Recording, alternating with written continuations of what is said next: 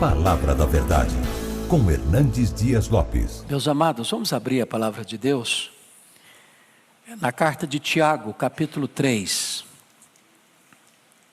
Tiago, capítulo 3.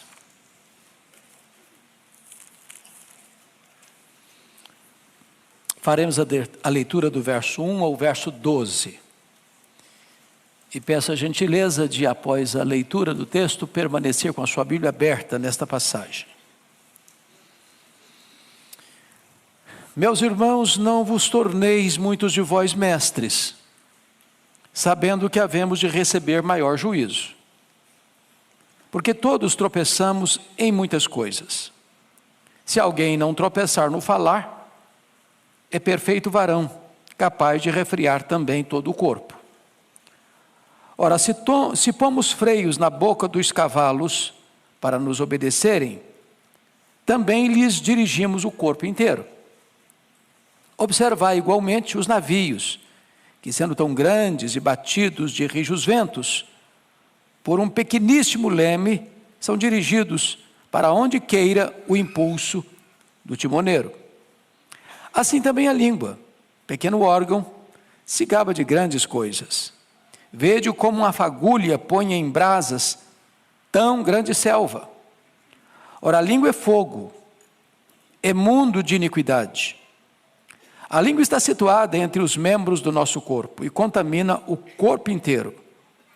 E não só põe em chamas toda a carreira da existência humana, como também é posta ela mesma em chamas pelo inferno.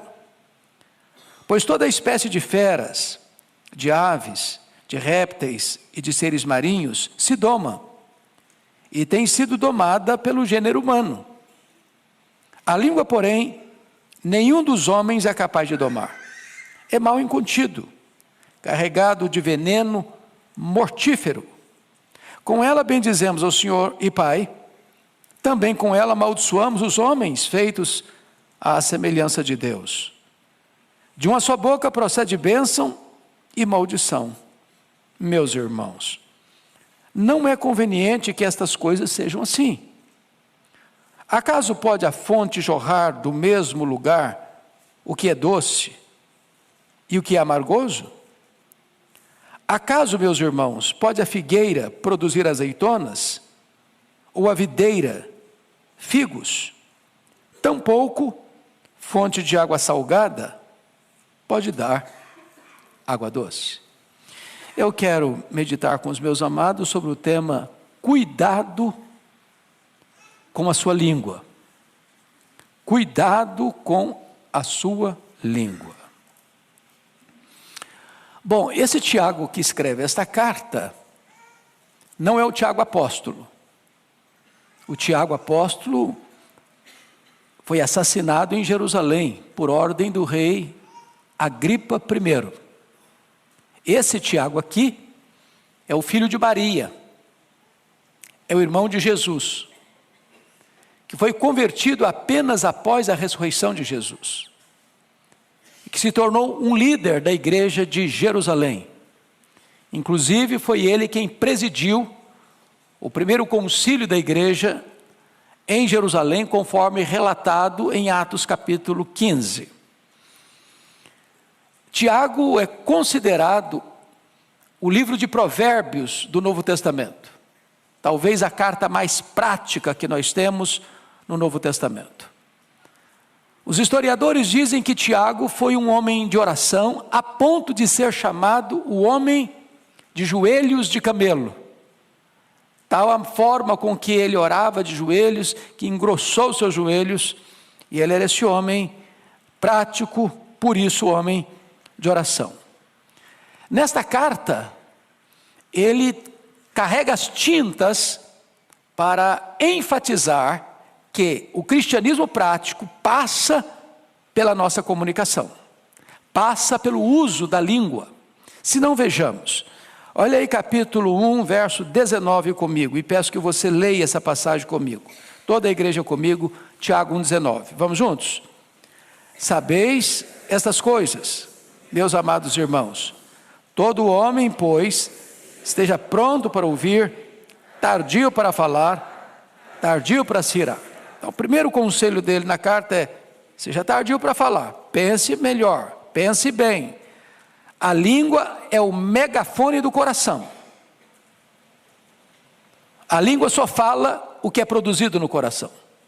Então, reflita antes de falar. Segundo conselho, olha comigo capítulo 1, verso 26, vamos todos ler. Se alguém supõe ser religioso, deixando de refrear a língua, antes enganando o próprio coração, a sua religião é vã. Por que você engana o coração? Porque se você não refreia a língua e está dizendo meu coração é bom, mas a língua é má, tem uma incoerência aí, você está enganando a você mesmo. A língua é como esse painel do seu carro, é um espelho. Ele só vai reproduzir o que está programado. Você programa no seu celular, ele aparece no espelho. O coração é a fonte, a língua é o megafone do que é produzido no coração. Então, se você não refreia a sua língua, então a sua religião é de boca para fora, não é sincera, não é verdadeira, porque tudo emana e procede do coração. Vamos dar uma olhadinha agora no capítulo 4, verso 11. Olha aí comigo e vamos ler juntos. Vamos lá? Irmãos, não faleis mal uns dos outros. Aquele que fala mal do irmão, ou julga seu irmão, fala mal da lei, e julga a lei. Ora, se julgas a lei, não és observador da lei, mas juiz. Então, preste atenção. Sobretudo nesse tempo de tanta polarização política, ou de tantas tensões no Brasil, às vezes nós corremos o risco de sermos escolhidos falando mal. E às vezes falando mal de irmão. E Tiago está nos exortando aqui que nós não somos juízes, nós somos irmãos. E nós não devemos falar mal do irmão. Porque se estamos falando mal do irmão, nós estamos julgando a lei e não obedecendo a lei. Bom, mas agora nós vamos nos concentrar no texto. Porque não há nenhum texto da Bíblia tão exaustivo e tão lúcido e tão claro e tão detalhado sobre o problema da língua como Tiago capítulo 3. Aliás, antes propriamente de entrar nele, me permita mais dois textos da Bíblia que me impressionam muito. O primeiro deles é Provérbios 18, 21, quando diz que a morte e a vida estão no poder da língua. Quem bem utiliza, comerá do seu fruto. Ou seja, você pode dar vida, você pode matar um relacionamento, dependendo da maneira como você se comunica. Então a língua tem o poder de dar vida, a língua tem o poder de matar. Isso vale para o casamento, isso vale para a família, isso vale para os relacionamentos interpessoais, isso vale lá para a sua empresa, isso vale para os relacionamentos aqui da igreja. Mas o outro texto, irmãos, para mim é um dos mais complexos, até gravei esta semana um texto sobre ele, e eu gostaria que você olhasse comigo, Provérbios 6, dá uma olhadinha aí, versículos 16 a 19, todo pecado é abominação para Deus, não há pecadão, pecadinho, todo pecado é grave e é maligníssimo, mas há pecados que têm consequências mais graves. Olha comigo o que Salomão vai registrar em Provérbios 6, 16 a 19. Você pode ler comigo? Vamos juntos? 6 coisas o Senhor aborrece, e a 7ª a sua alma abomina. Então para um pouquinho. Então, tem 6 pecados que ele vai listar aqui que Deus aborrece. Ele vai citar um pecado dentre esses 6, que é o 7º, ou dentre esses 6 não, além desses 6, que é o 7º, que aí há uma força maior na expressão. A alma de Deus abomina. Então vamos aos 6 que Deus aborrece. Primeiro, olhos altivos, orgulho. Deus aborrece orgulho. Segundo, língua mentirosa, mentira. Deus aborrece mentira. Terceiro, mãos que derramam sangue, inocente, assassinato, desde a vida intrauterina, em qualquer fase da vida. Deus aborrece. Quarto, coração que trama projetos iníquos, maldade, Deus aborrece. Quinto, pés que se apressam a correr para o mal, violência, Deus aborrece. Sexto, pecado que Deus aborrece, testemunha falsa que profere mentiras, perjúrio. Último pecado, sétimo, esse a alma de Deus abomina, ou seja, para Deus é mais grave do que orgulho, para Deus é mais grave do que mentira, para Deus é mais grave do que assassinato, para Deus é mais grave do que violência, para Deus é mais grave do que perjúrio. O que é que a alma de Deus abomina? Vamos lá? E o que semeia? Contendas entre irmãos. Para um pouquinho agora para pensar, quão grave é isso aos olhos de Deus. É por isso que Tiago diz que se você não refreia a sua língua, enganando o seu coração, a sua religião é vã. Então, dito isto, vamos agora para Tiago 3, que é o texto em pauta.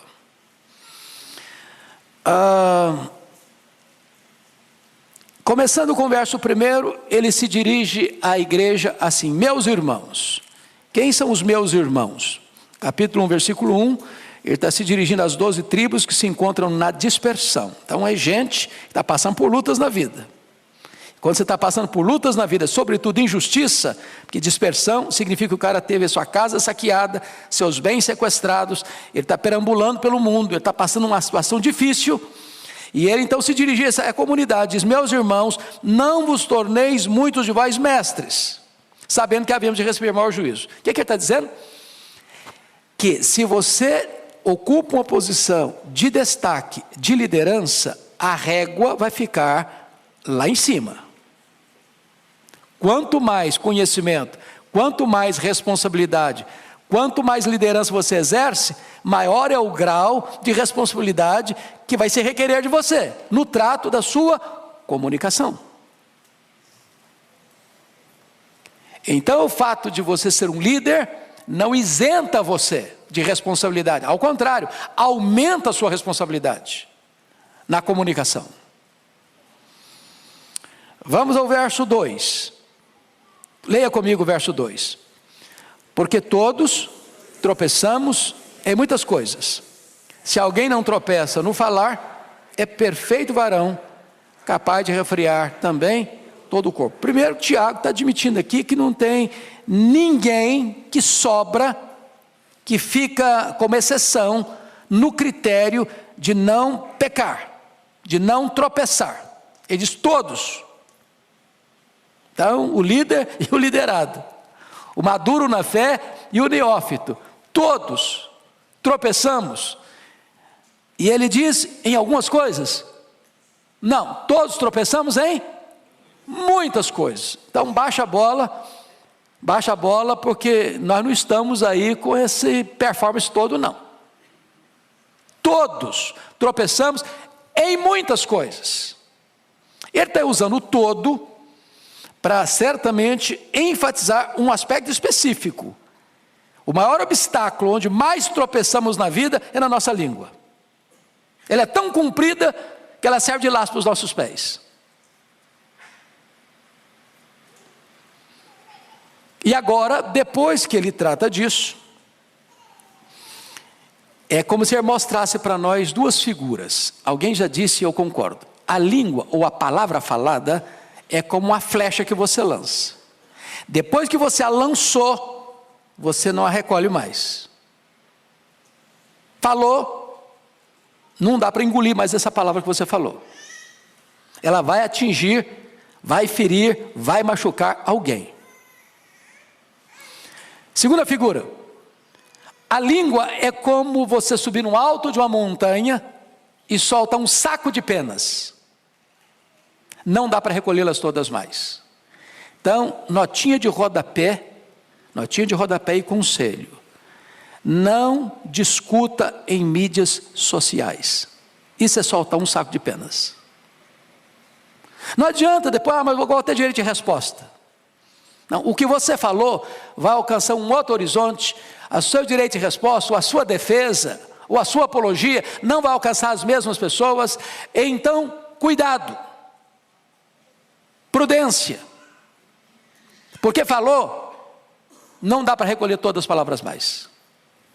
Bom, dito isto, então agora vamos observar algumas coisas interessantes. Ele vai usar aqui 6 figuras sobre a língua.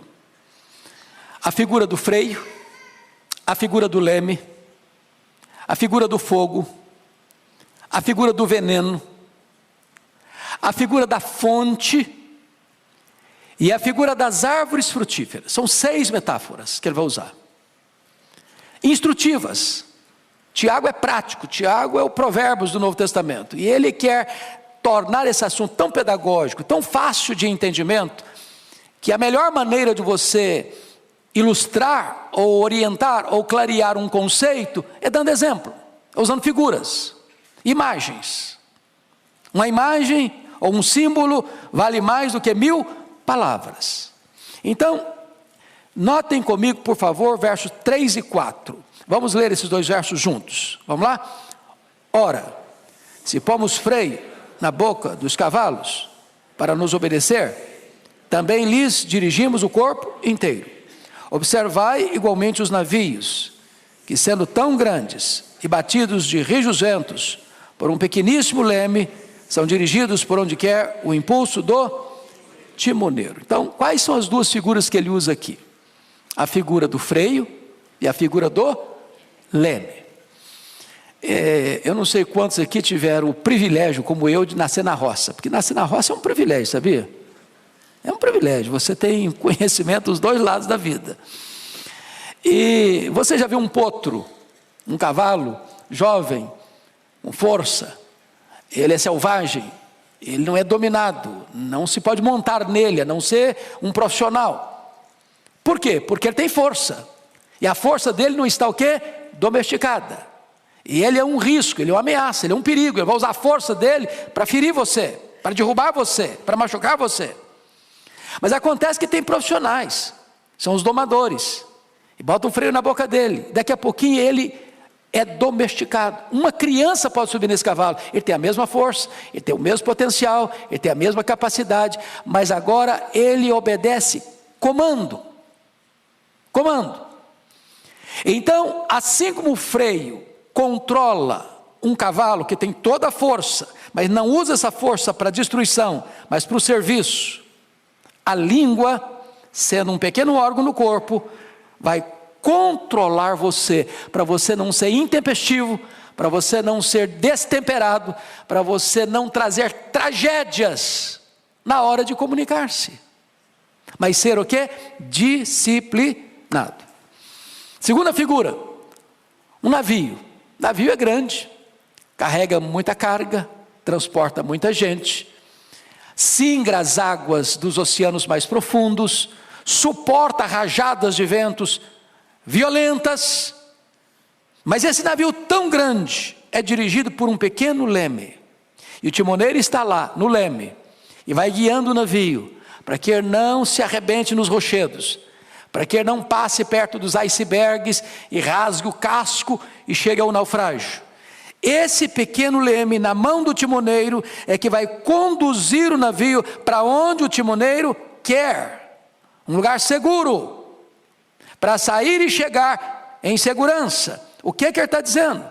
Que a nossa língua tem o poder de nos dirigir no meio das tempestades da vida, para não nos arrebentarmos nos rochedos da história, para não sermos feridos e nem ferirmos alguém com a nossa língua. Se você controla a língua, você tem bênção sobre você, e bênção na vida dos outros.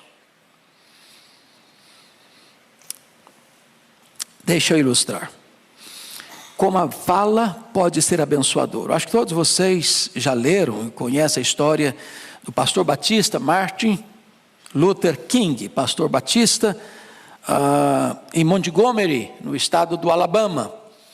Ele se levanta em 1960 para combater de forma pacífica o problema da segregação racial nos Estados Unidos.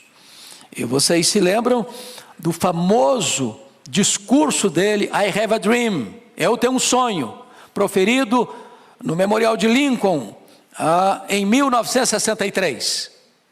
onde ele diz que o sonho dele é que um dia os seus filhos fossem julgados pelo seu caráter e não pela cor da sua pele. Isso leva então os Estados Unidos, no ano seguinte, 1964, a sancionar a lei, acabando com a questão da segregação racial, e nesse mesmo ano ele recebe o título de Prêmio Nobel da Paz. Ele vem a ser assassinado no dia 4 de abril de 1968, em Memphis, no Tennessee, mas a causa pela qual ele se levantou e usou a sua língua para comunicar essa mensagem, trouxe uma grande vitória para o povo da América. Você pode usar a sua língua para transformar o local, para mudar o ambiente, para abençoar a nação, como você pode usar a sua língua também para semear contendas e guerras e tragédias, e a história está eivada de exemplos dessas tragédias. Vamos à segunda figura nos versos 5 a 6. Leia comigo, por favor, 5 e 6. Assim também a língua, pequeno órgão, se gaba de grandes coisas. Vede como a fagulha põe em brasas tão grande selva. Ora, a língua é fogo, é mundo de iniquidade. A língua está situada entre os membros do nosso corpo e contamina o corpo inteiro. E não só põe em chamas toda a carreira da existência humana, como também é posta ela mesma em chamas pelo inferno. Então agora ele está usando duas figuras. Ele está usando a figura do fogo, e lá no versículo 8 é que vai usar a figura do veneno. Eu não vou explorar aqui por enquanto, mas vamos pensar aqui nessa figura do verso 5. Vede como uma fagulha põe em brasas tão grande selva. Vocês certamente estão acompanhando e acompanhar, graças a Deus as chuvas estão chegando, mas nós vivemos meses agora, um mês e pouco, uma das maiores tragédias no Brasil, um incêndio criminoso que atinge o Brasil de norte a sul, de leste a oeste. E vocês acompanharam que muitas pessoas fizeram isso propositadamente, acendendo um isqueiro, ou jogando uma guimba de cigarro, queimando pastagens, matando o gado, queimando lavouras, destruindo florestas. Apenas um risco de um palito de fósforo que você sopra e apaga, ou um isqueiro que você acende para acender um cigarro, acender um fogo num fogareiro, pode gerar um incêndio de proporções terríveis, devastadoras, causando morte, destruição, prejuízo. Talvez nós pudéssemos usar um segundo exemplo, que vocês também devem ter informação. O incêndio que aconteceu no dia 8 a 10 de outubro de 1971 em Chicago, quando Moody fazia lá uma cruzada. Para vocês terem uma ideia da gravidade desse incêndio, 100 mil casas atingidas, 17.500 prédios atingidos, centenas de pessoas mortas.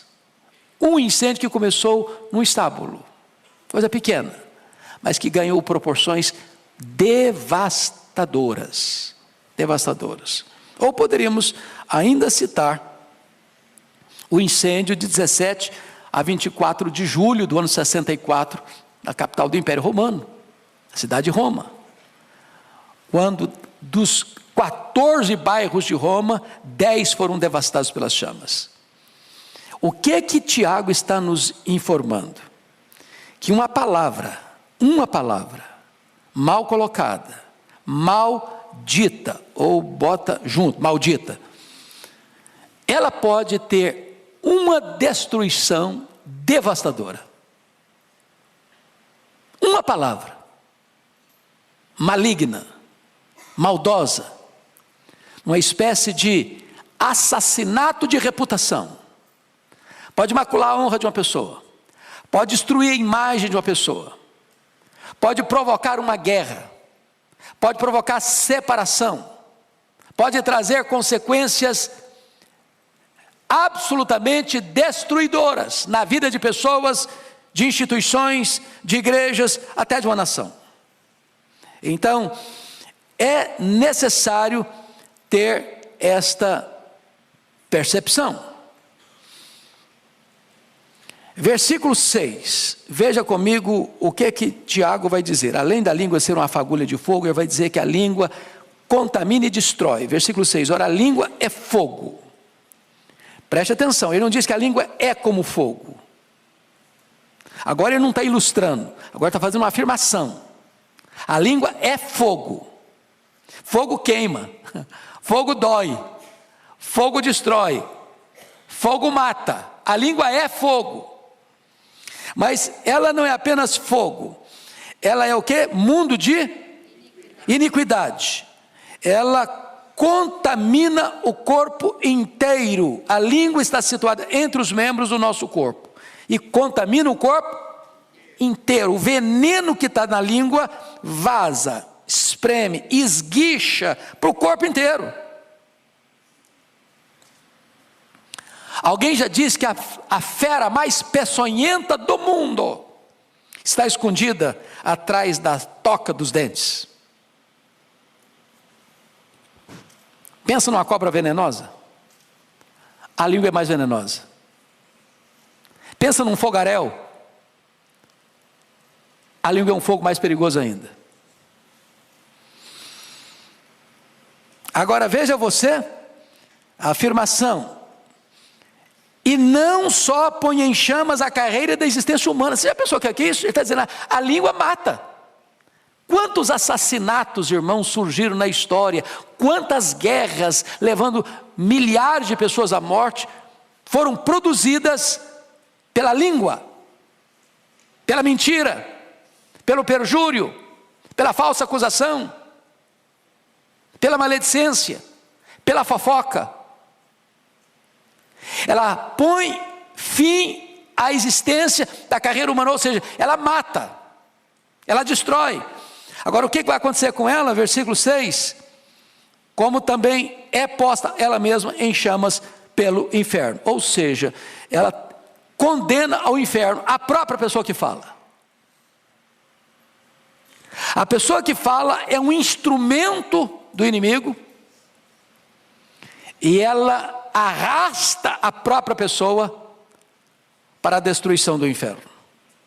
Então, ela contamina e destrói. Então, ela é fogo, é uma fagulha pequena que incendeia uma selva, ela contamina e destrói. Terceiro lugar, a língua é indomável. Vamos ao verso 7 e 8, leia comigo por favor. Pois toda espécie de feras, de aves, de répteis, de seres marinhos, se doma, tem sido domada pelo gênero humano. A língua, porém, nenhum dos homens é capaz de domar. É mal incontido, carregado de veneno mortífero. Vamos pegar só até impossível de domar. Então, ele está usando aqui uma possibilidade, um fato, uma realidade. Deus criou o homem, colocou o homem no jardim, deu ao homem a capacidade de dar nome aos animais e mais, de dominar sobre as aves dos céus, sobre os animais da terra e sobre os peixes do mar. Ou seja, o homem recebe o poder de Deus para domesticar e dominar os animais voláteis, os animais terrestres e os animais aquáticos. O homem tem esse poder e de fato o homem tem exercido esse papel. Ele doma mesmo as aves dos céus, os animais da terra e os peixes do mar. O homem tem essa habilidade, essa gestão, esse governo concedido pelo próprio Deus. Agora, depois de fazer essa declaração tão ampla, ele diz assim: a língua, porém, nenhum dos homens é capaz de domar. Quantos homens não conseguem domar a língua? Quantos? Nenhum. Então baixa a bola de novo. Nenhuma pessoa nesse auditório, nem nas milhares de pessoas que estão nos assistindo, pode cruzar os braços. Isso aí não tem nada a ver comigo. Eu sou um perfeito varão que nunca tropecei na minha língua. Quem de nós ousa dizer que nunca errou?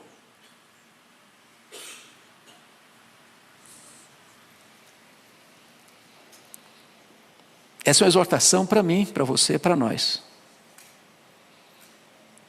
Indomável. Indomável.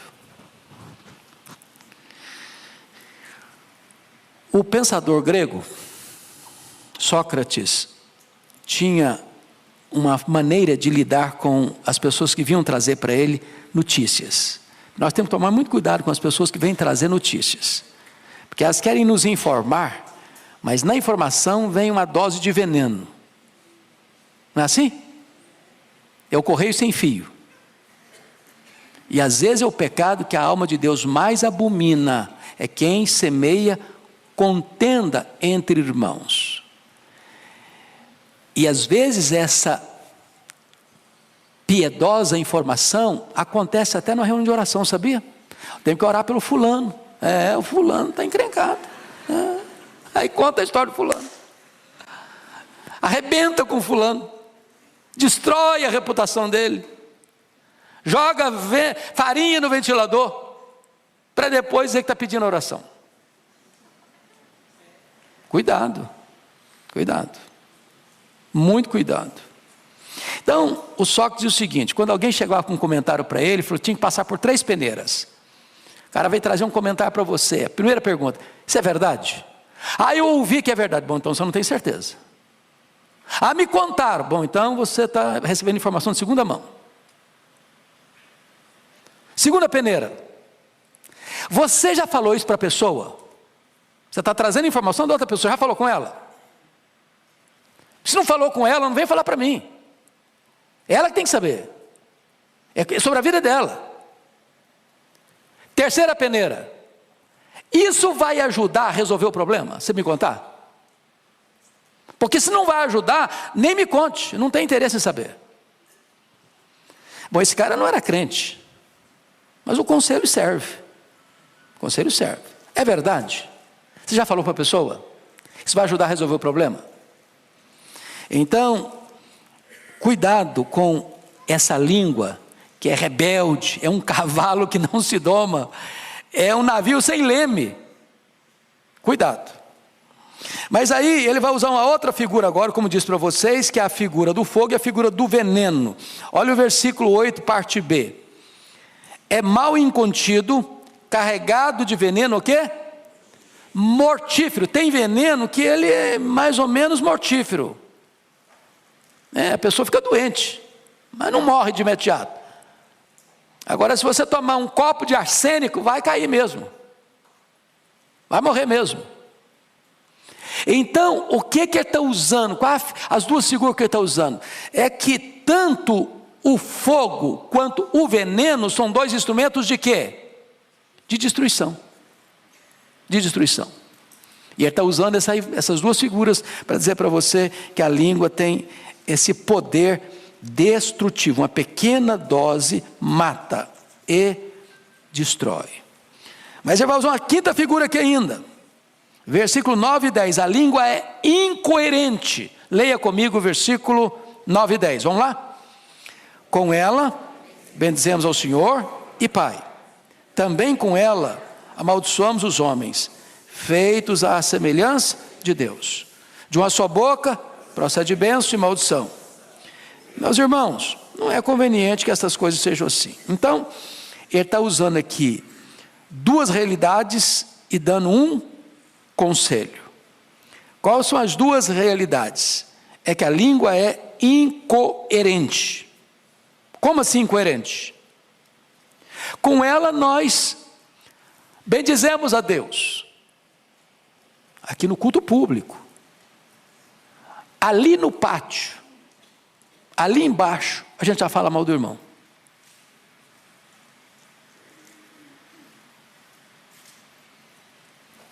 Como assim? A mesma língua? Que acabou de bendizer a Deus, está amaldiçoando alguém que foi feito à imagem de Deus? Olha a incoerência. Existe uma mesma língua, procede bênção e maldição. Eu abençoo e eu amaldiçoo, com a mesma língua. Incoerente, inconsistência. Agora, isso é a realidade, mas não é o conveniente. Ele exorta. E qual é a exortação dele? Meus irmãos, ele está fazendo um apelo para os irmãos. Veja que ele não está falando para os ímpios, ele não está falando para os pagãos. Ele não está falando para a gente não convertida. Ele está falando para a gente que nasceu de novo. Meus irmãos, isso não é conveniente. Não é porque as coisas acontecem que você agora, não, mas é isso mesmo, nós somos todo mundo fraco mesmo, nós somos tudo pecador mesmo, então deixa eu soltar a língua, deixa eu soltar mesmo o verbo, deixa eu falar o que eu quiser falar, e ninguém tem nada a ver com isso. Tem sim. Tem sim. Aquele que não refreia a sua língua, enganando o próprio coração, a sua religião é o quê? Vã. Bom, dito isto, vamos encerrar com o último ponto que ele menciona para nós. Se a língua tem o poder de dirigir, como o freio do cavalo e o leme do navio, se a língua tem o poder de destruir, como o fogo e o veneno, em terceiro lugar, a língua tem o poder de deleitar, como uma fonte e como uma árvore frutífera. Essa é a linguagem dele dos versos 11 e 12. Leia comigo, toda a igreja.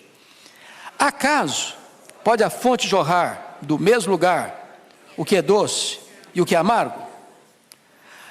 Acaso, meus irmãos, pode a figueira produzir azeitonas, ou a videira figos? Tampouco fonte de água salgada poderá água doce. Ele está, de certa forma, só mudando as figuras para mostrar novamente a incoerência da língua. Perceberam? Ele está usando uma outra imagem agora. Outra imagem. Agora não é bem dizer e falar mal do irmão, nem abençoar e maldizer. Ele está usando agora uma linguagem da agricultura, do campo. Então ele está falando de uma fonte. Uma fonte é o lugar de você se dessedentar, sobretudo no Oriente, onde isso era raro. Então você chega e vê uma fonte e você bebe. Vocês se lembram, quando o povo saiu do Israel, chegou no deserto e viram água e foram todos beber com muita gana, e quando beberam, o que estava acontecendo? A água era amarga, não dá para beber. Então você tem fonte de água doce e tem fonte de água salobra. Agora você nunca vai ver uma fonte produzir água doce e daqui a pouquinho água salobra ao mesmo tempo. Se é água doce, é água doce. Se é água salobra, é água salobra. O problema é que a língua é tão complexa, que às vezes dessa mesma fonte sai água doce, dessa mesma fonte sai água salgada. A mesma língua que abençoa, amaldiçoa. A mesma língua que glorifica a Deus, fala mal do irmão. Aí vou usar outra figura, a figura da árvore. Ele diz assim, versículo 12: acaso, meus irmãos, pode a figueira produzir azeitonas? A figueira produz o quê? Figo. Azeitona, a videira produz o quê? Uva. É isso mesmo que eu falei? Eu me confundi. Vamos de novo. Acaso, meus irmãos, pode a figueira produzir azeitona? Então figueira produz o quê? Figo. O que produz azeitona? Oliveira. A videira produz o quê? Uva. Ela não produz o quê? Figo. O que produz figo? Figueira. O que ele está dizendo? A fonte produz aquilo que é da natureza dela produzir. Ela é fonte doce ou salgada? A árvore produz segundo a sua espécie. Você não vai colher azeitona de figueira. Você não vai colher uva de oliveira. Então, se cada árvore produz o seu fruto de acordo com a sua espécie, o que nós fomos? Regenerados. Nós somos coparticipantes da natureza divina. Nós temos agora um novo coração, uma nova mente, uma nova vida, pertencemos a uma nova família, uma nova pátria, somos o povo de Deus. E aí ele está concluindo dizendo o seguinte: assim como é incoerente com a mesma boca você exaltar a Deus e falar mal do irmão, com a mesma boca você abençoar e amaldiçoar, assim como é incoerente, ele diz, uma figueira produzir azeitona e uma videira produzir figo, porque foge à natureza da árvore, também ele diz assim, tampouco fonte de água salgada pode dar água doce. Ele encerra não favorecendo a ideia de que vamos continuar sendo incoerentes. Ele encerra dizendo, não é conveniente, gente, não é conveniente. Então, que Deus tenha misericórdia de nós, né? Que Deus tenha misericórdia de nós. Talvez nós pudéssemos dizer como Davi, que as palavras dos meus lábios, o meditar do meu coração, sejam agradáveis na tua presença. Você pode abençoar, você pode ter uma palavra terapêutica, as pessoas podem sair de perto de você mais animadas com a vida, mais encorajadas a viver. Você pode ter na sua língua a medicina e não o veneno. Você pode ser um construtor de pontes, não um cavador de abismos. Você pode ser um ministro da reconciliação e um pacificador e não um gerador de conflitos e contendas. Que Deus nos ajude. Amém.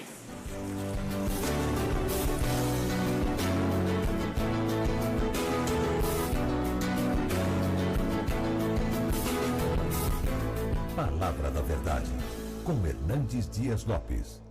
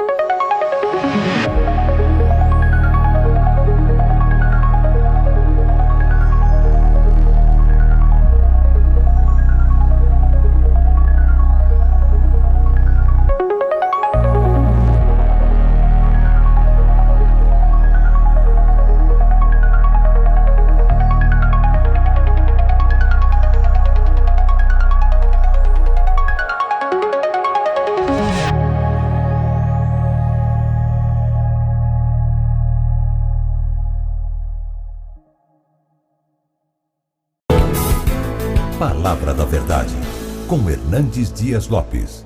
Então abra sua Bíblia comigo, Eclesiastes capítulo 6. Nós acolhemos também com muito carinho as pessoas que estão nos acompanhando virtualmente. Eclesiastes capítulo 6.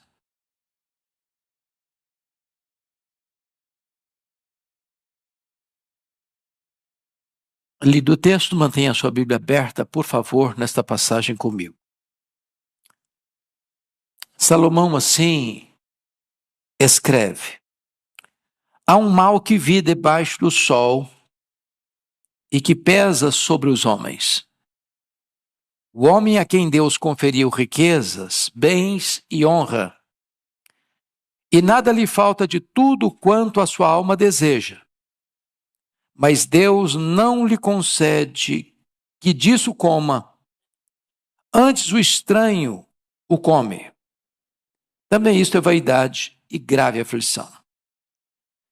Se alguém gerar 100 filhos e viver muitos anos, até avançada idade, e se a sua alma não se fartar do bem, e além disso não tiver sepultura, digo que um aborto é mais feliz do que ele. Pois debalde, inutilmente, vem o aborto, e em trevas se vai, e de trevas se cobre o seu nome. Não viu o sol, nada conhece. Todavia, tem mais descanso do que o outro, ainda que aquele vivesse 2 vezes 1000 anos, mas não gozasse o bem. Porventura, não vão todos para o mesmo lugar? Todo o trabalho do homem é para sua boca, e contudo nunca se satisfaz o seu apetite. Pois que vantagem tem o sábio sobre o tolo? Ou o pobre que sabe andar perante os vivos? Melhor é a vista dos olhos do que o andar ocioso da cobiça. Também isto é vaidade, correr atrás do vento. A tudo quanto há de vir já se lhe deu o nome. E sabe-se o que é o homem, e que não pode contender com quem é mais forte do que ele. É certo que há muitas coisas que só aumentam a vaidade, mas que aproveita isso ao homem? Pois quem sabe o que é bom para o homem durante os poucos dias da sua vida de vaidade, os quais gasta como sombra? Quem pode declarar ao homem o que será depois dele debaixo do sol? Bom, eu acho que pela própria leitura vocês já perceberam que este é um dos capítulos mais sombrios da Bíblia. Talvez um dos mais difíceis também de interpretar. O tema que eu vou dar para esse texto é as decepções da vida. As decepções da vida. Bom, vamos recordar um pouquinho sobre este livro de Eclesiastes, porque agora, nessa conjuntura aqui, é muito importante. Esse livro foi escrito por Salomão. Salomão tem 3 livros escritos na Bíblia: Provérbios, Eclesiastes e Cântico dos Cânticos. Os estudiosos dizem, e eu acho que com razão, que Cântico dos Cânticos foi escrito na juventude dele. Provérbios na sua fase adulta e Eclesiastes na sua velhice. Salomão, filho de Davi, com Batseba, tornou-se o herdeiro do trono. Lembram vocês que Davi construiu um grande reino, ampliou os limites de Israel, conquistou e venceu os históricos inimigos de Israel. De fora para dentro, ninguém conseguiu superar Davi. Ele foi um guerreiro vitorioso. Mas foi um homem que não soube lidar com os problemas internos, com os problemas da própria vida e da própria família. Se ele foi um grande vitorioso para fora, ele foi um grande derrotado para dentro. Tropeçou nas suas próprias pernas. Enfrentou as suas maiores e as mais amargas derrotas dentro de casa. Salomão, filho de uma relação complexa, porque a mãe de Salomão era mulher do sacerdote, do soldado Urias, e Davi casou-se com ela para esconder um pecado. Mas Deus, que é tão misericordioso e perdoador, resolve escolher o filho de Davi com Batseba para ser o seu herdeiro, o seu sucessor. E Salomão é esse homem que começa bem e termina mal. Porque vocês se lembram que quando ele assume o trono, ele pede para Deus sabedoria. Ele podia pedir o que quisesse pedir. Deus franqueou para ele. E ele pede a Deus sabedoria. E junto com a sabedoria, Deus deu riqueza. Riqueza colossal. Colossal. Por providência divina, Salomão vive em paz nas fronteiras. Ele não teve que ser um guerreiro como seu pai. Ele não teve que pegar a espada como seu pai. Ele não teve que lidar com inimigos terríveis do lado de fora. Então o governo dele foi um governo de fausto, de luxo, de riqueza, de pompa, de glória, de esplendor. No começo ele foi tão bem. Sua sabedoria proverbial era conhecida em Israel e fora de Israel. Coube-lhe o privilégio de construir o templo de Jerusalém. E o seu pai tinha o desejo de construir e Deus disse, não, você não vai construir uma casa para mim, eu vou construir uma casa para você. E com isso Deus está dizendo, eu vou construir para você, não uma casa física, eu vou construir para você uma casa permanente, no sentido de que seu herdeiro ou os que procederão de ti hão de reinar sempre. E claro, falando de Jesus como filho de Davi, que herdaria um trono eterno. Mas então Salomão tem o privilégio de construir o templo. Magnífico, suntuoso, o grande palácio religioso que fez de Jerusalém a sede religiosa do mundo. Mas com o tempo Salomão se perdeu. E se perdeu novamente dentro, não fora. Porque, em virtude das suas muitas alianças políticas, essas alianças implicavam em casamentos, em muitos casamentos. E Salomão teve, diz a Bíblia, 700 princesas, 300 concubinas. O harém dele era extremamente povoado. E eu imagino que Salomão deve ter tido alguns problemas com tantos relacionamentos. Se nós vivemos uma realidade de monogamia e já temos algumas lutas, imagine um camarada casado com 700 mulheres e de sobra ainda tem 300 concubinas. Obviamente essas mulheres, vindo de outras nações, tinham outros deuses, outras crenças. E Salomão acaba sucumbindo a esse sincretismo religioso. Construindo templos aos deuses pagãos, entrando numa rota de apostasia e pisando no acelerador, assodadamente afastando-se dos preceitos de Deus. É nesse tempo de crise que Salomão, então, registra suas crises. E Eclesiastes é um livro testemunhal. Eclesiastes é um livro que está sendo escrito pelas lentes do retrovisor. Ele está olhando as crises que viveu, os dramas que viveu, as percepções que teve e narrando-as. Mas louvado seja Deus, ele começa bem, ele cai num abismo, mas por bondade de Deus ele encerra bem. Porque poderíamos dizer que capítulo 12, versículo de número 13, é a síntese da conclusão dele, das buscas frustradas, do desejo de ser feliz em tantas coisas e não conseguir. Então ele fecha não só o livro de Eclesiastes, mas a sua agenda com essa declaração: de tudo o que se tem ouvido, a suma é: teme a Deus e guarda os seus mandamentos, porque isto é o dever de todo homem. Aqui no capítulo 6, é mais um texto onde ele abre o coração e revela o que nós chamamos de as decepções da vida. E eu gostaria de perceber com vocês e observar com vocês que ele ainda está na mesma sequência de assuntos que já tratou.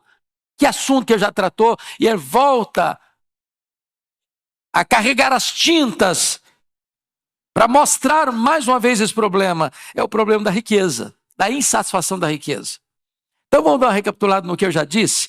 Abra aí no capítulo 2, versículos 18 a 23. 2, 18 a 23. Você pode ler comigo esses versos para a gente recordar o que eu já disse, para entrar no que ele está dizendo agora? Vamos lá? Também aborreci todo o meu trabalho, com que me afadiguei debaixo do sol, visto que o seu ganho eu havia de deixar a quem viesse depois de mim. E quem pode dizer se será sábio ou estulto? Contudo, ele terá domínio sobre todo o ganho das minhas fadigas e sabedoria debaixo do sol. Também isto é vaidade.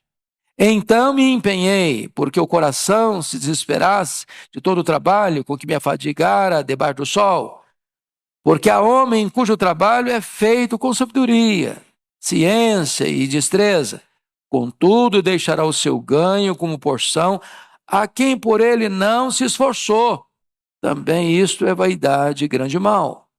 Pois que tem o homem de todo o seu trabalho e da fadiga do seu coração, em que ele anda trabalhando debaixo do sol, porque todos os seus dias são dores e o seu trabalho desgosto. Até de noite não descansa o seu coração, também isso é vaidade. Já está dizendo para o camarada que trabalhou, juntou muito dinheiro, juntou uma grande fortuna, deixou uma grande herança. Quem não ralou que vai desfrutar, e ele nem sabe se o herdeiro dele vai ter sabedoria para administrar toda a riqueza que herdou. Como de fato não teve. O filho dele foi uma tragédia, o Roboão. Outro texto que trata do assunto, ao capítulo 5, a partir do verso 10. Vamos dar uma olhadinha. Verso 10 a 13. Leia comigo. 5, 10 a 13. Quem ama o dinheiro, jamais dele se farta.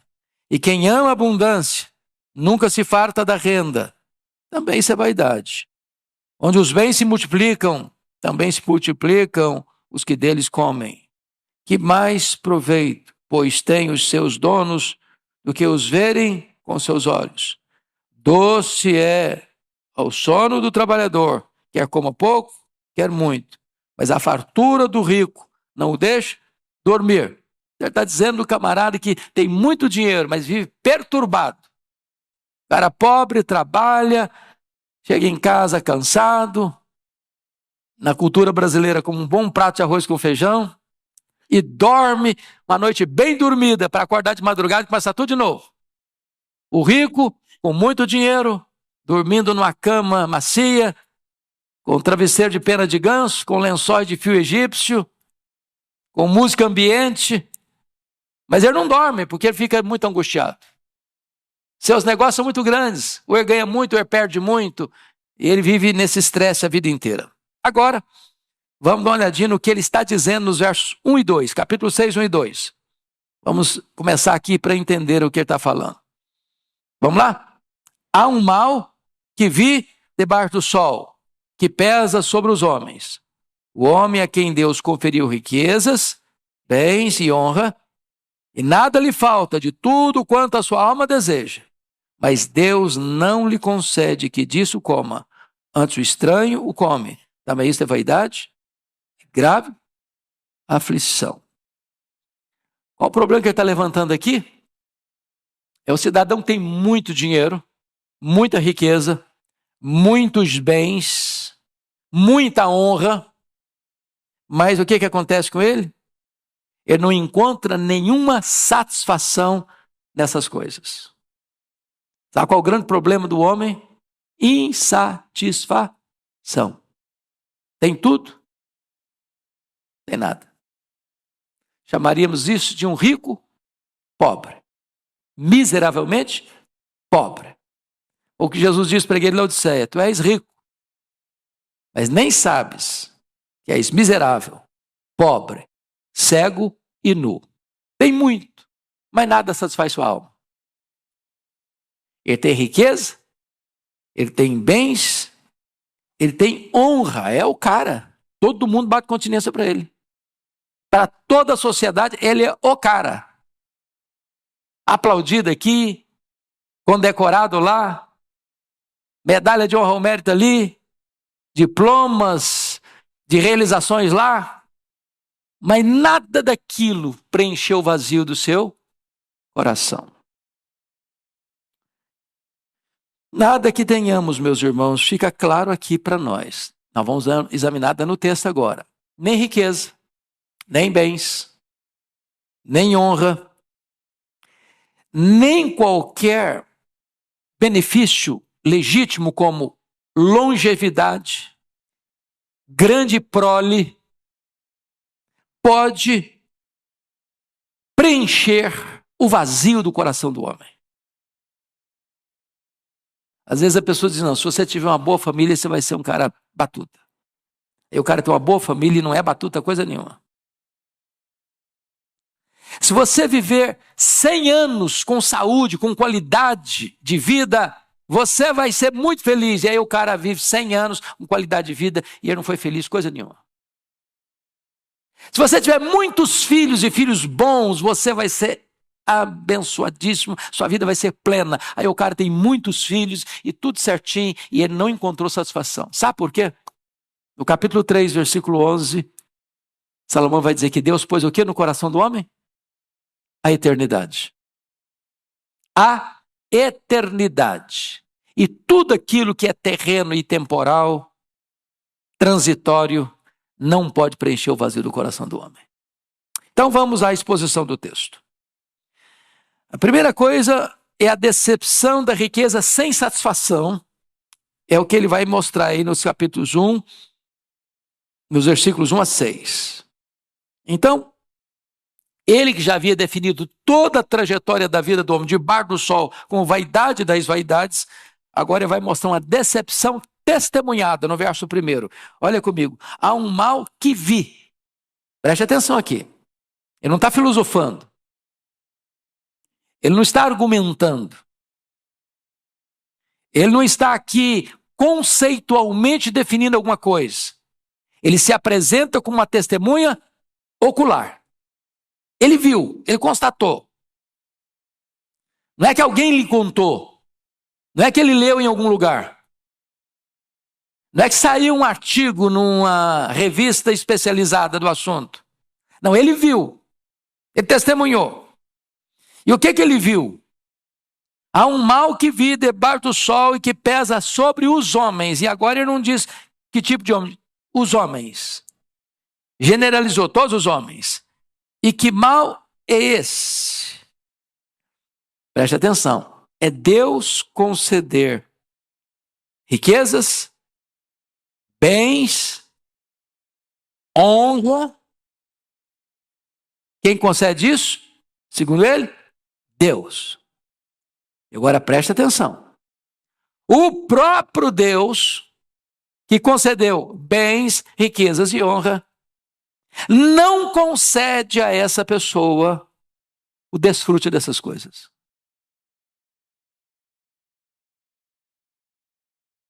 Você quer um negócio pior que isso? O cara tem tudo e não tem nada. E quem que não deixou não ter nada? Deus. Por que Deus não deixou que ele não tenha nada? Desfrutasse nada? Porque essa pessoa teve o dinheiro como seu Deus. O ídolo da sua vida. Então, quando o cara faz da riqueza, dos bens, da fama, da honra, do aplauso dos homens, do reconhecimento popular, a razão da sua vida, Deus dá a ele condições de ter dinheiro, ter muitos bens, ter muitas riquezas, ser o cara aplaudido da sociedade, o nome dele sai nas manchetes dos jornais, todo dia elogiando. E o próprio Deus está dizendo assim, tá bom, estou te dando isso aí. É o que você quer? Pode pegar. Mas tudo isso aí ainda não vai trazer sentido para a sua vida. Você vai ter uma insatisfação crônica, você vai ter um vazio maior na alma, você vai ter um buraco existencial no seu coração, e nada disso vai preencher o vazio da sua alma. Ele está dizendo que isso aí é o quê? Vi debaixo do sol o que pesa sobre os homens. É um peso, é um fardo, é um rolo compressor. Quando você vai estudar a biografia dos homens, pega a revista Forbes, a lista dos bilionários. Dá uma examinadazinha na história deles. Conheça um pouquinho mais. Você vai perceber que muitos deles têm uma vida vazia, infeliz. E a Bíblia diz, quem ama, está aqui em Provérbios, quem ama o dinheiro dele nunca se satisfaz. Eu sei que esse não é o seu problema.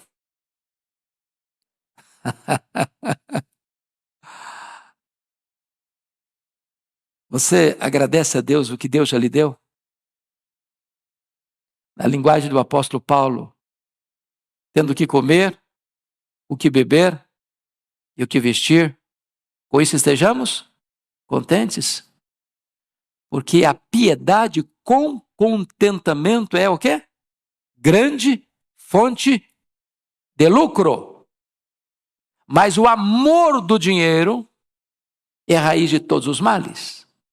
E muitos nessa cobiça se atormentaram, se flagelaram com muitos tormentos. Se desviar da fé.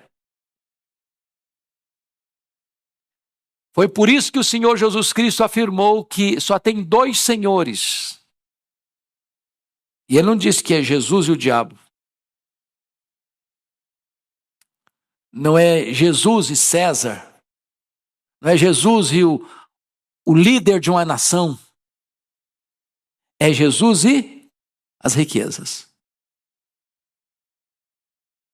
A riqueza é um senhor. É um feitor de escravos. Que requer adoração exclusiva. Devoção total. E quem se curvar diante de Mamon não consegue se curvar diante de Deus. Aí a pessoa tem a riqueza, ela tem os bens, ela tem a honra, ela é reconhecida pela sociedade. Mas Deus está dizendo, eu não vou deixar você desfrutar. Tudo isso aí que você tem não vai satisfazer você. Isso é uma coisa pesada para os homens. Segundo lugar, a decepção de ter riqueza, honra e prazer, mas não desfrutar de nada disso, é algo que é imposto pelo próprio Deus. Leia o 2 de novo comigo, vamos juntos. O homem a quem Deus conferiu riquezas, bens e honra, e nada lhe falta de tudo quanto a sua alma deseja. Mas Deus não lhe concede que disso coma, antes o estranho o come, também isso é vaidade e grave aflição. Entendamos uma coisa aqui, na teologia nós chamamos de graça comum e graça especial. Não é verdade que Deus só abençoa o crente e não abençoa também o descrente. O que Jesus disse? Que a chuva e o sol vêm sobre quem? Os justos e os injustos. Você conhece gente que não é crente, que tem uma boa família, tem um bom emprego, tem sucesso financeiro, que galga os degraus do sucesso da vida, que fica no grau da pirâmide social no topo? Conhece? Claro que conhece. Você conhece gente não crente que tem saúde, beleza? Tem um casamento bom, que tem filhos educados, bem-sucedidos na vida, conhece? Claro que conhece. Como é que nós chamamos isso? Graça comum. O que é a graça especial? É a graça da salvação. É possível você receber a graça especial, ser salvo e não ser rico? e não ser famoso? E não ter os aplausos e as honras deste mundo? É claro que sim. Agora, quando você coloca os dois, o rico de coisas apenas do aqui e do agora, da graça comum, e o pobre, que tem a graça especial, a salvação em Cristo, de fato, quem é mais rico? Provérbios diz, há ricos pobres e há pobres ricos.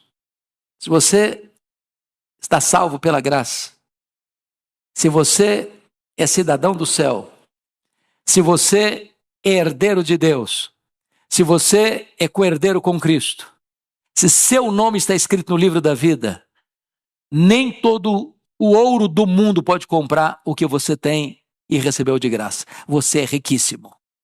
Riquíssimo. E o que adianta um homem ter tudo? O mundo aos seus pés. O mundo de pé aplaudindo. Se tem um buraco na sua alma. Na hora que ele partir, ele não vai levar nem um centavo. Essa é uma grande decepção descrita aqui no versículo 2.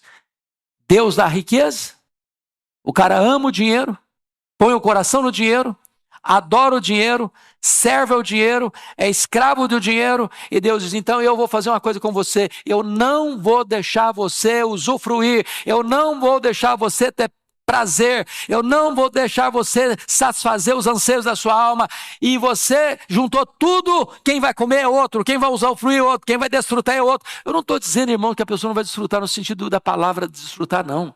O cara que é rico, ele vai fazer a viagem mais bonita, vai para o restaurante mais caro, ele vai para os hotéis mais requintados, ele vai rodar o mundo com seu jatinho particular, ele está desfrutando, mas aquilo não fez o quê?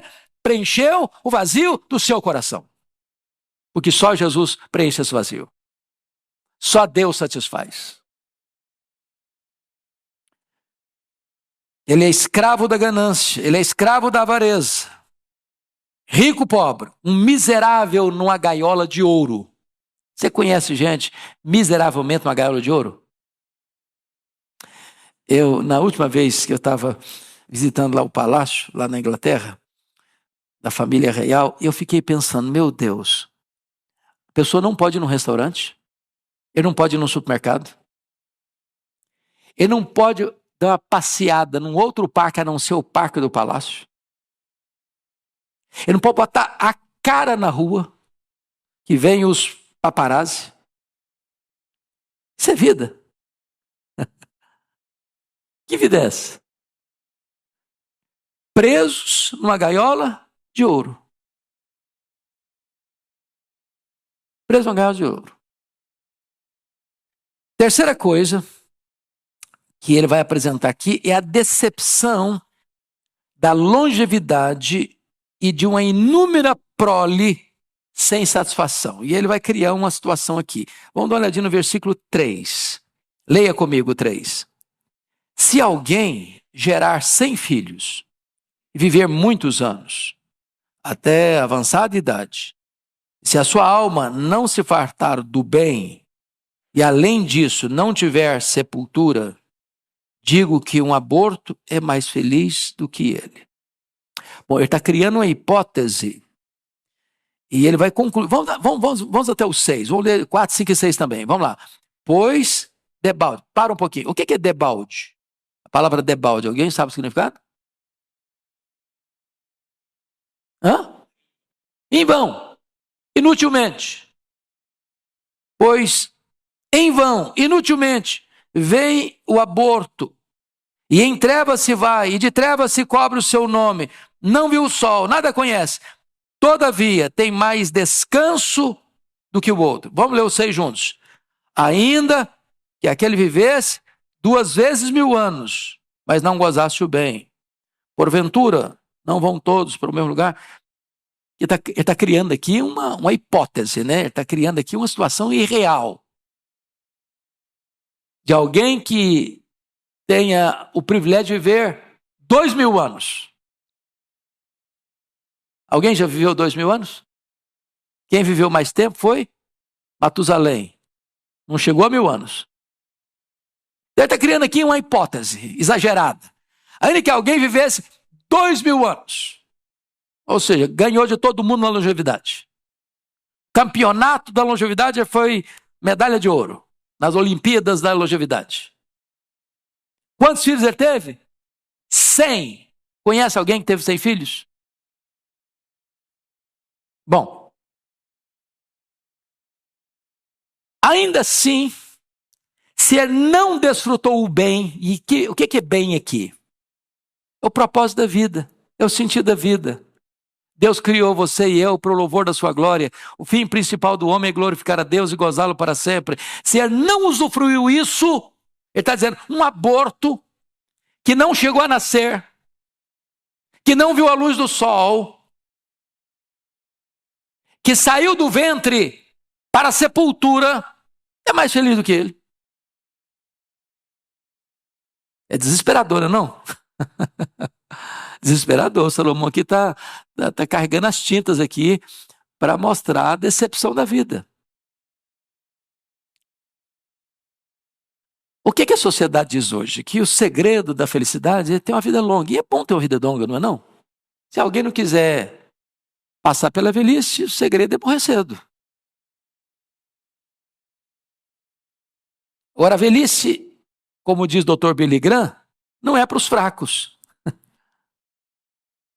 Essa frase do último livro que o Billy Graham escreveu, já na fase final da vida, para mim valeu o livro. A velhice não é para os fracos. Às vezes nós queremos dourar a pílula, não é verdade? A melhor fase. Eita Jesus, será que é mesmo? Engana que eu gosto. Me engana que eu gosto.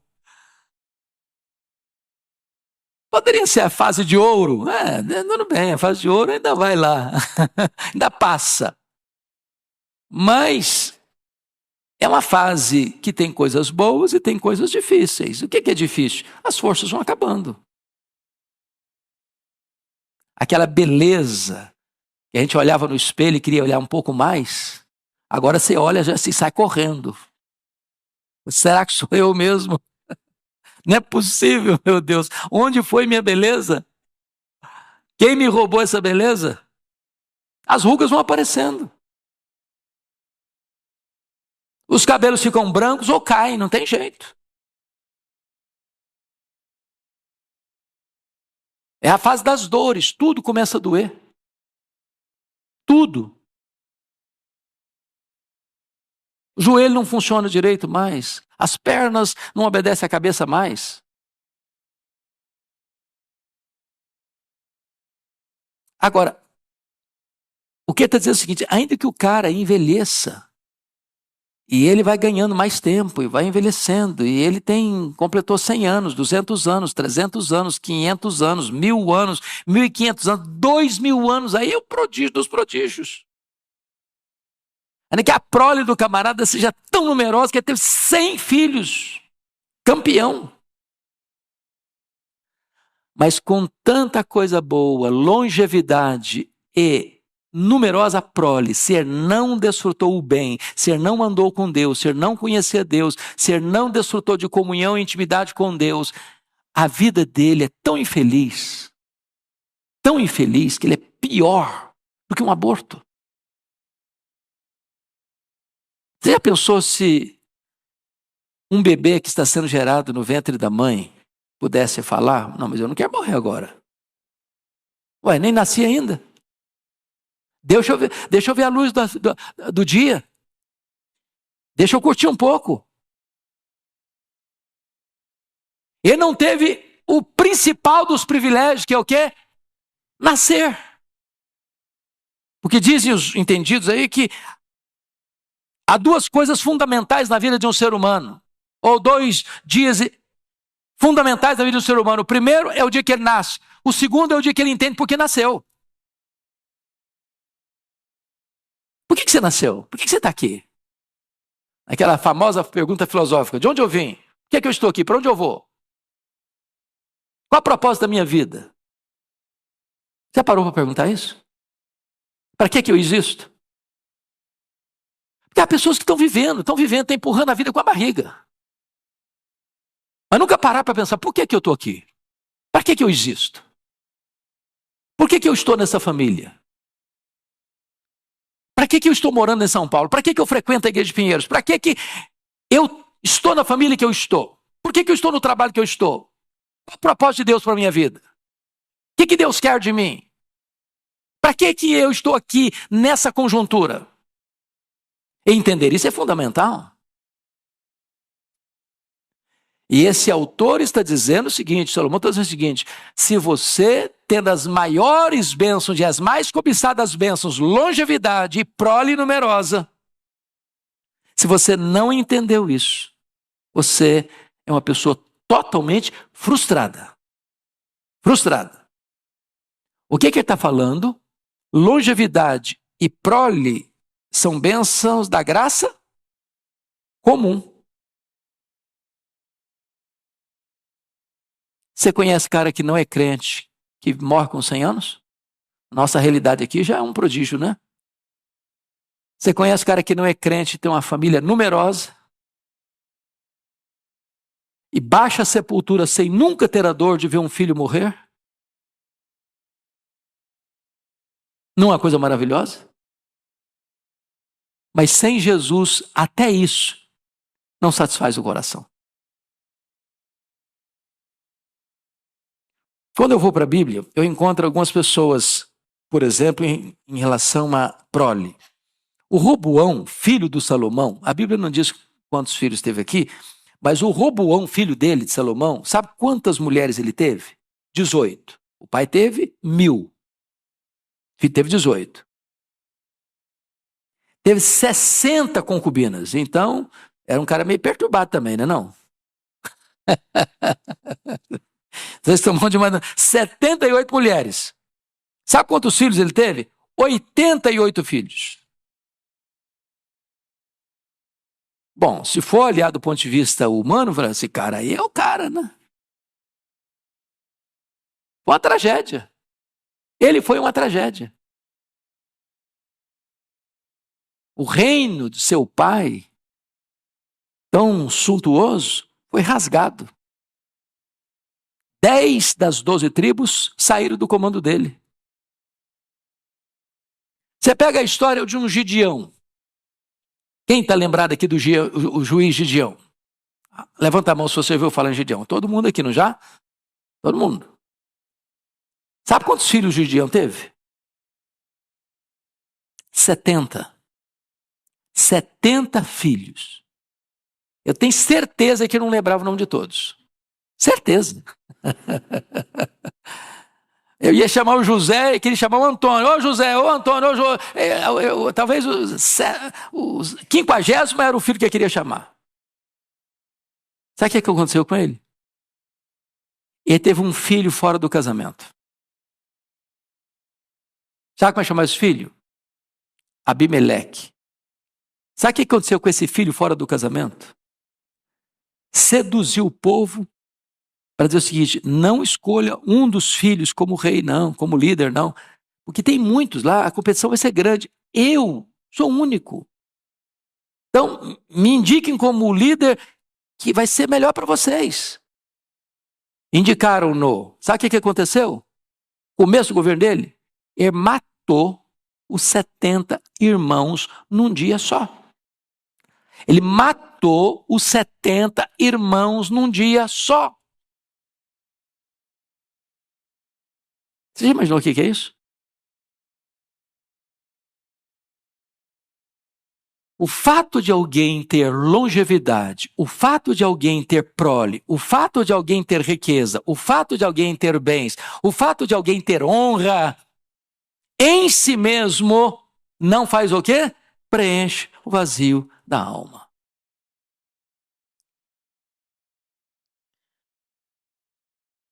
Em outras palavras, ninguém consegue gozar a vida sem Deus. O que Salomão está dizendo? É melhor morrer no ventre do que viver 2000 anos e fechar a vida sem o amor da família. Porque notem vocês, versículo 3, se alguém gerar 100 filhos e viver muitos anos até a avançada idade, ainda que hipoteticamente 2.000 anos, e se a sua alma não se fartar do bem e esse bem andar com Deus, além disso não tiver sepultura. O que significa além disso não tiver sepultura? O cara decide depois que ele morre? Morreu. Ele não decide mais que cemitério vai ser sepultado, se vai ter um caixão de cedro de tantos R$ 1.000. Sabe o que aconteceu?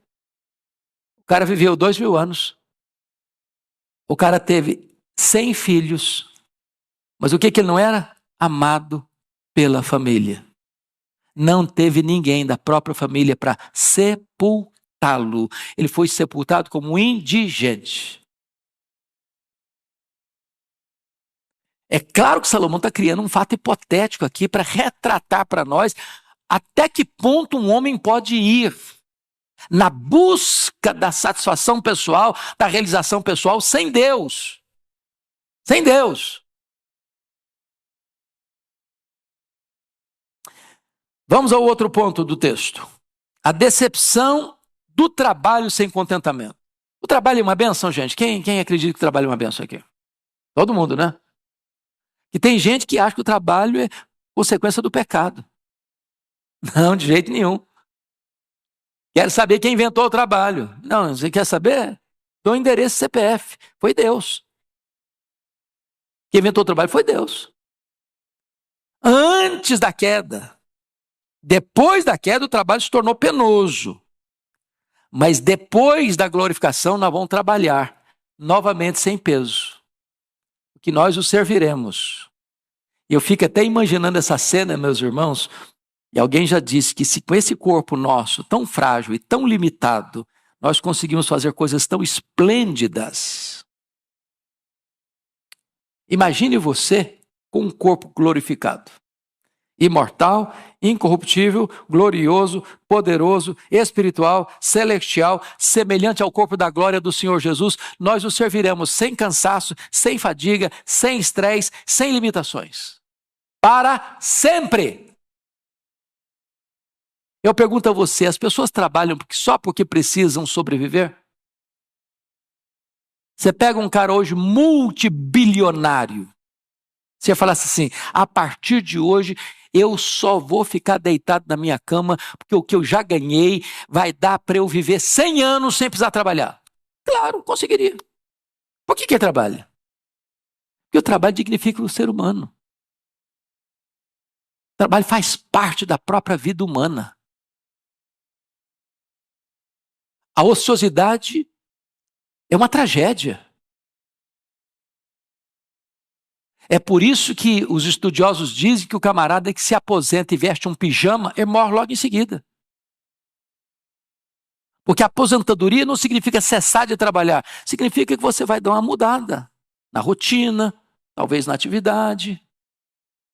Mas você precisa continuar funcionando. Você e eu precisamos ser como uma vela. Sabe qual é a característica da vela? A vela brilha com a mesma intensidade até acabar. Tem gente que me pergunta assim, o que você pretende fazer depois que você jubilar? Você está pensando em comprar uma casinha na montanha ou uma casinha na praia? Eu falei, não penso nada disso. Eu quero é trabalhar até Jesus voltar ou até Ele me chamar. Porque é isso que dá prazer. Você já parou para perceber isso? Você vai tirar férias. Você já pensou que você se cansa das férias? Se cansa das férias. Você já cansou de descansar? Se você se cansa de descansar.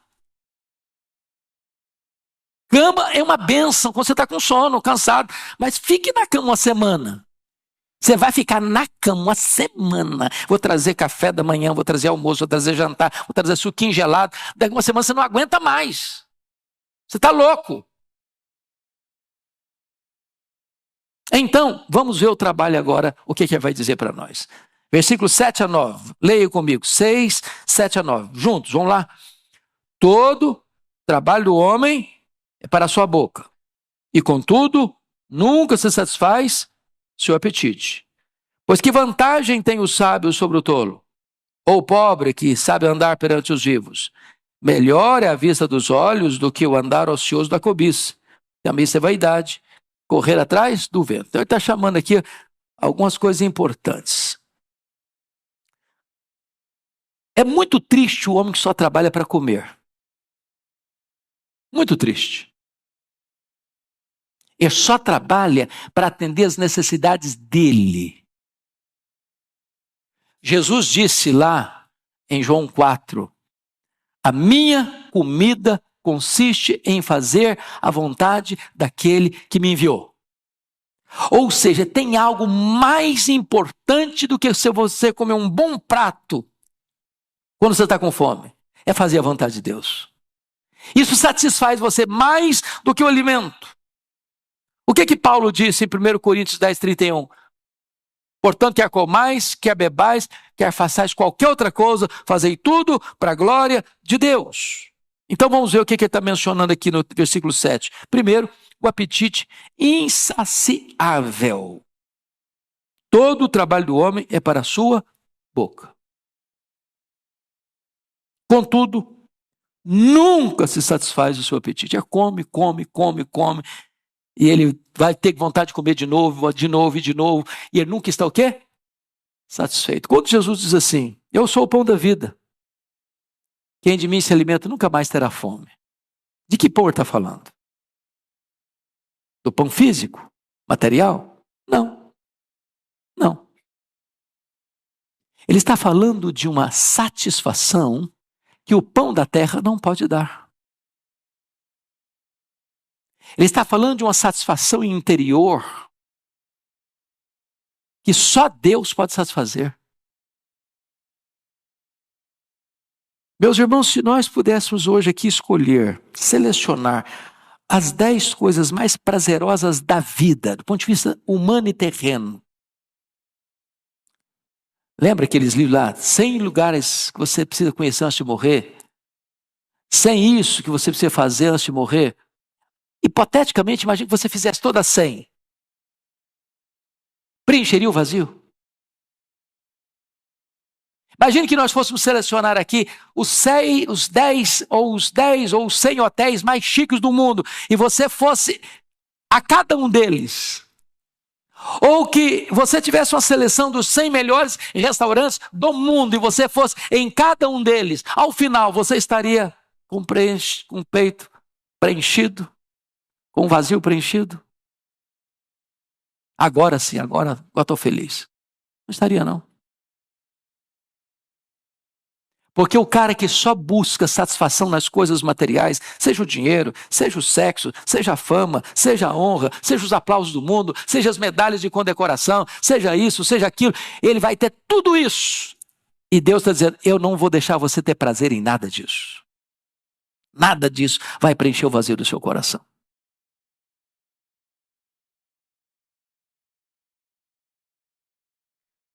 A segunda coisa, versículo 8, é a sabedoria insatisfeita. Pois que vantagem tem o sábio sobre o tolo? Ou o pobre que sabe andar perante o vivo? Hoje de manhã, no culto da manhã, o pastor Ival falou de determinados escritores que arrotam muita sabedoria e coisas muito profundas. E a pergunta é, será que essa profundidade toda planificou a vida delas? Que tem gente que acha que o chique é complicar as coisas simples. Você lê o cara, estou entendendo nada. É isso mesmo, você lê de novo. Ou eu sou ignorante demais, limitado demais, ou esse cara é inteligente demais. Mas que na verdade ele acha que ser chique é complicar o simples. Quando na verdade a beleza está em você simplificar as coisas profundas e complexas. Mas pense num cara sábio. Mas pense no mais sábio. Pense no cara que tem vários títulos de honra ou mérito, dos mais requintados. Prêmio Nobel. Pergunta para ele, isso deu o significado da sua vida? lá no fundo preencheu o vazio do seu coração? E a resposta honesta é um sonoro não, não, não. Tudo que jogou para dentro, todas as taças dos prazeres que ele jogou para dentro, só aumentou ainda mais o vazio da sua vida. O mais sábio tem desejos insatisfeitos que só Deus pode satisfazer. Mas agora, em terceiro lugar, vai falar do desejo vagabundo. Desculpe da expressão. Vagabundo é aquele que fica vagando. Olha o versículo 9. 6:9. Melhor é a vista dos olhos do que o andar ocioso da cobiça. Andar ocioso da cobiça é o seguinte: o cara está cobiçando isso, ele está cobiçando aquilo, ele quer cobiçar mais um prazer, ele quer cobiçar mais uma aventura, ele quer cobiçar mais uma riqueza, ele quer cobiçar mais um bem, ele quer cobiçar mais uma propriedade, ele quer cobiçar mais um carro, e ele está vagando para cá, ele está vagando para lá, e ele está desesperado, correndo para lá, para cá, para lá, para cá, para lá, para cá, para lá, para cá, e ele não consegue parar e agradecer o que ele já tem. Sabe qual é o risco disso? Chama-se insatisfação. Eva, num determinado momento, junto com Adão, imaginaram que o Éden era um lugar muito bichuruco, muito, muito, muito medíocre, que eles mereciam mais. E aí caíram. E arrebentaram com a gente também.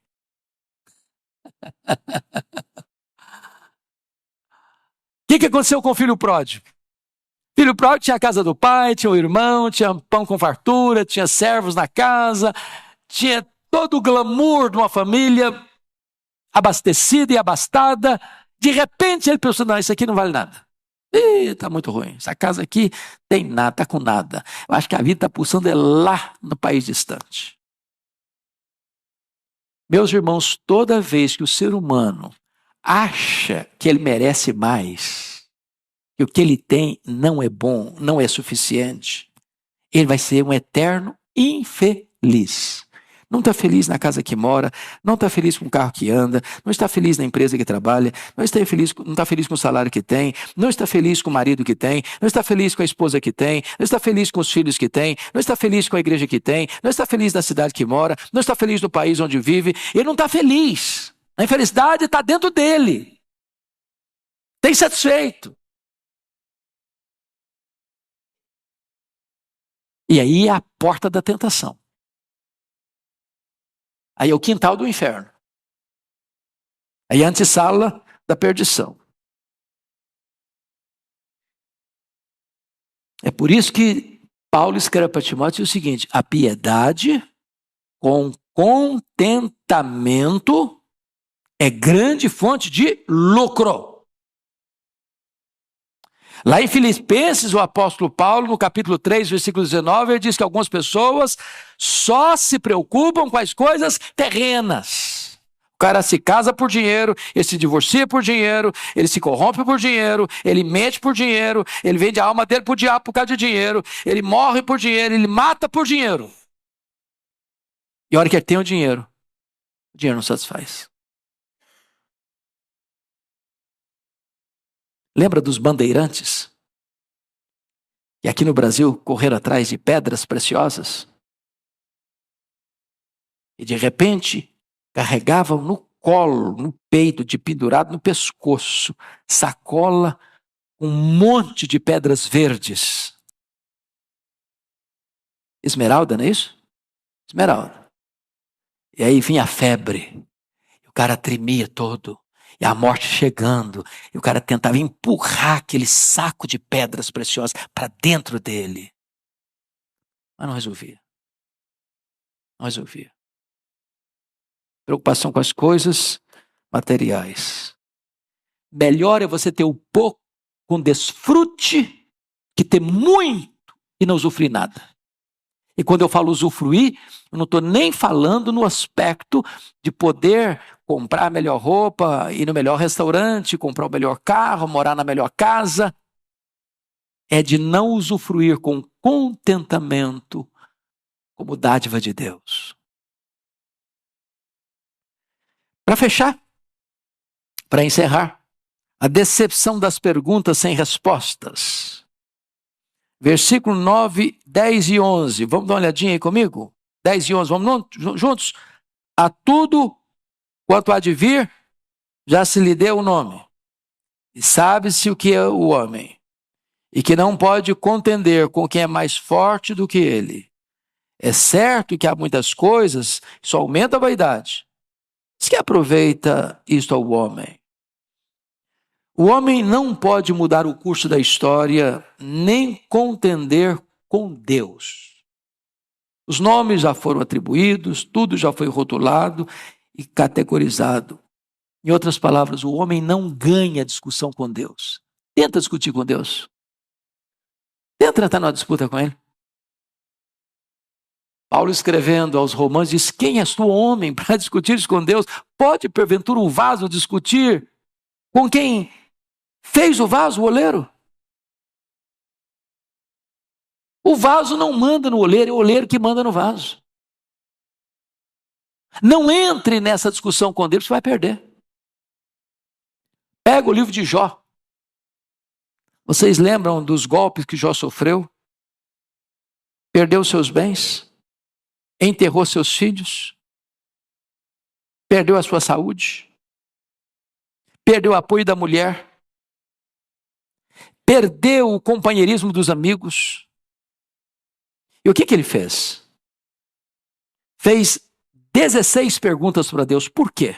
Por quê? Por quê? Por quê? Por quê? Por quê? Por quê? E por quê? Parecendo criança de 4, 5 anos.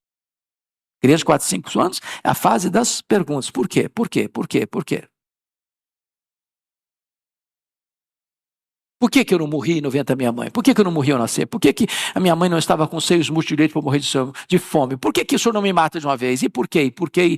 E tal. E aí, não contente com as perguntas, ele vai para as queixas. E ele fez 34 queixas contra Deus. O que Deus fez?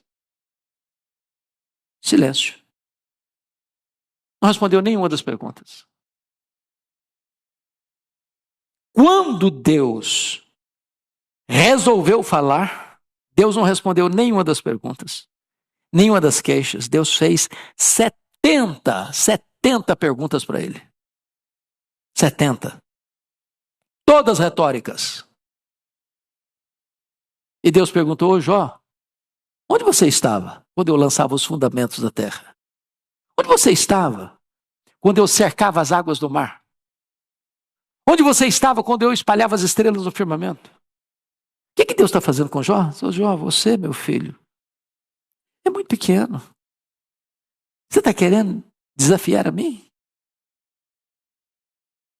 Você está querendo ganhar a discussão de mim?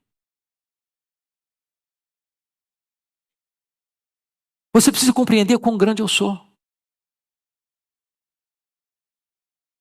O que ele está mostrando nesse texto, meus amados irmãos, é que há perguntas que nós fazemos e aqui podemos não ter respostas.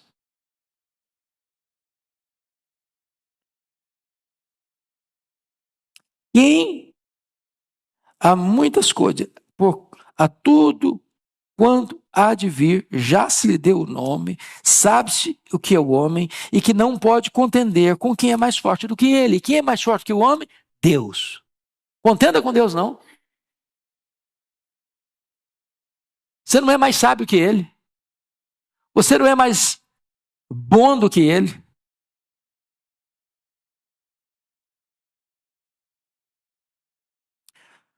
É certo que há muitas coisas que só aumentam a vaidade. Mas que aproveita isso ao homem? Então, vamos fechar com o último ponto? Você pode ler o verso 12 comigo, o último versículo? Vamos juntos? Pois, quem sabe o que é bom para o homem durante os poucos dias da sua vida de vaidade, os quais gasta como sombra? Quem pode declarar ao homem o que será depois dele, debaixo do sol? O homem não tem resposta para os dilemas da vida e da morte, porque as grandes perguntas aqui têm a ver com a vida e têm a ver com a morte. Você já parou para perguntar por que fulano vive apenas alguns meses no ventre da mãe e vira um aborto? notinha de rodapé. Deus não trata o ser humano que está sendo gerado como uma coisa, como uma massa, mas como um ser humano. É por isso que a igreja é categórica em reprovar o aborto. É um ser. A vida começa na concepção. Por que algumas pessoas nem nascem? Por que outras morrem ao nascer? Por que outras vivem apenas a infância e morrem? Por que as outras, no vigor da juventude, morrem? Por que outras vivem uma vida longeva? E ainda pior, por que pessoas piedosas morrem cedo? Por que gente má, perversa, tem vida longa? Eu estava vendo um filme sobre a Segunda Guerra. Um dos principais criminosos da Segunda Guerra morreu de velhice. Levou milhares de pessoas à morte. E aí você vê um missionário piedoso, como David Brainerd, morrer com 29 anos. Você sabe explicar isso? Você sabe por quê? Eu tenho perguntas, mas nem sempre tenho as respostas. E eu preciso o quê? Me calar. Porque eu não posso discutir com quem é mais forte do que eu. O barro não pode perguntar para o oleiro, por quê? Submete-se. Cale-se. O silêncio tem hora que é mais sábio do que os discursos. Mas, se eu não consigo explicar a brevidade da vida e a inevitabilidade da morte, ele está dizendo que a vida aqui debaixo do sol, ela não vai ter explicação nem satisfação, a não ser que você olhe a vida acima do sol, na perspectiva de Deus. Então, como é que é viver aqui acima do sol? Tito diz que nós devemos viver de forma sensata, justa e piedosamente. Sensata em relação a você mesmo, uma forma justa em relação ao próximo, piedosamente em relação a Deus. Você precisa viver uma vida plena com você mesmo, com o seu irmão e com Deus. O que é viver acima do sol? Para mim, o viver é Cristo e o morrer é lucro. O que é morrer para um crente? Na perspectiva acima do sol. Morrer é deixar o corpo e habitar com o Senhor. Morrer é partir para estar com Cristo, que é incomparavelmente melhor. Morrer é uma bem-aventurança. Bem-aventurado daqueles que desde agora morrem no Senhor, para que descansem das suas fadigas e as suas obras os acompanham. O que é a eternidade para um cristão? Que é o céu para um cristão? O céu, para nós, é a casa do Pai. É o paraíso. É a Nova Jerusalém. É o seio de Abraão. É um lugar e um estado de bem-aventurança, onde Deus vai enxugar dos nossos olhos toda lágrima. Onde não vai ter mais dor, nem pranto, nem luto, porque as primeiras coisas já terão passado. Essa é a vida vista, não debaixo do sol, mas acima do sol, onde Cristo vive, de onde vai voltar para buscar a sua igreja. Que Deus nos abençoe. Vamos ficar em pé e vamos orar.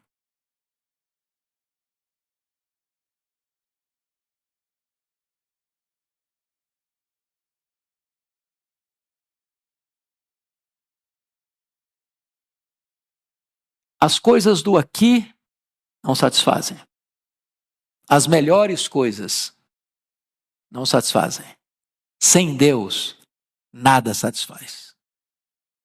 Mas você não precisa viver uma vida de eterna insatisfação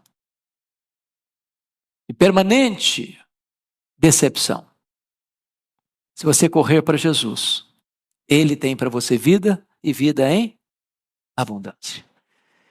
Bendito Senhor, louvado seja o teu nome, pela tua palavra, que nos mostra o caminho do homem que busca satisfação naquilo que não pode preencher o vazio da sua alma.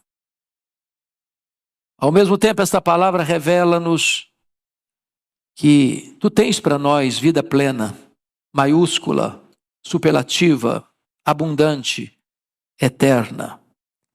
E que só na tua presença há plenitude e alegria, e só na tua presença e à tua destra há delícias perpetuamente. Se porventura alguém aqui entrou, ou alguém está nos acompanhando, cuja vida ainda está vazia, está correndo para lá e para cá em busca de satisfação, que nesta manhã este coração se renda a Jesus e encontre nele a própria vida eterna. Assim oramos em nome de Jesus. Amém.